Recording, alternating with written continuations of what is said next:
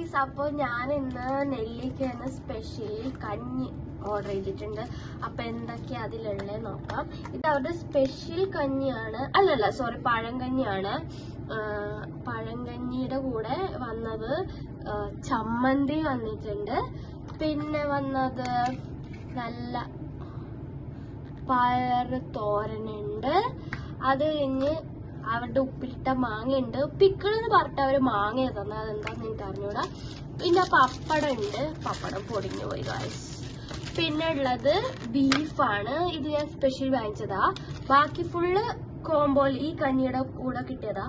ഇതിന്റെ കൂടെ തന്നെ ഞാൻ മറ്റേ അവരുടെ സ്പെഷ്യൽ കഞ്ഞിയോടി വാങ്ങിച്ചിട്ടുണ്ട്. അതുകൂടെ ഒന്ന് കാണിക്കാം. ഇത് അവരുടെ സ്പെഷ്യൽ കഞ്ഞിയാണ്.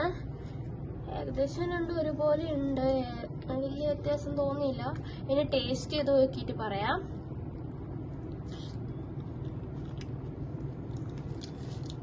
ഉപ്പിന്റെ കുറവുണ്ട്, കഴിച്ചു വെക്കട്ടെ.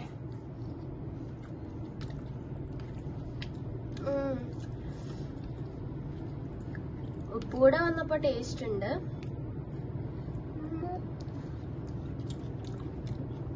ഇതിലെന്താ മാങ്ങയും കപ്പ. ഓക്കെ ഫൈൻ, ഇത് കപ്പയാണ്. ഞാൻ വിചാരിച്ച മാങ്ങയാണെന്ന്. കുഴപ്പമില്ല. ഇനി മറ്റേത് ടേസ്റ്റ് ചെയ്ത് നോക്കാം. ഇതില് കപ്പയില്ലാന്ന് തോന്നുന്നു. ഓ, ഇതിലും കപ്പയുണ്ട്. ഓക്കെ, ടേസ്റ്റ് ചെയ്ത് നോക്കട്ടെ. ഇതിലെന്താ വ്യത്യാസം എന്ന് പറയട്ടെ ഗൈസ്.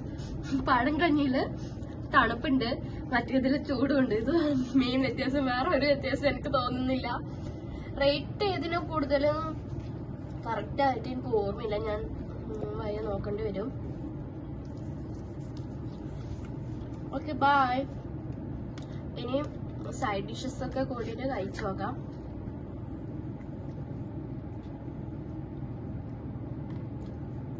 എനിക്ക് കുറച്ചുകൂടി നന്നായി തോന്നിയത് പഴങ്കഞ്ഞിയാണ്. കാരണം ആ ഒരു തണുപ്പോട് കൂടി കഞ്ഞി കഴിക്കാൻ എനിക്കിഷ്ടം.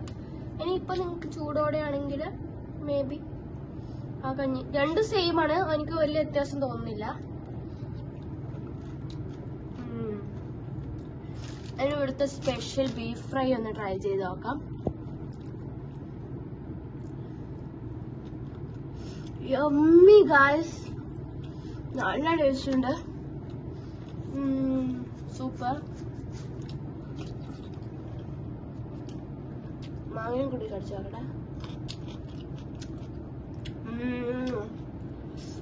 എല്ലാം കൂടി വരുമ്പോ അതിന്റെ ടേസ്റ്റ് അറിയാൻ പറ്റുന്നുണ്ട്. അപ്പൊ ഇത്രേ ഉള്ളൂ. ബൈ.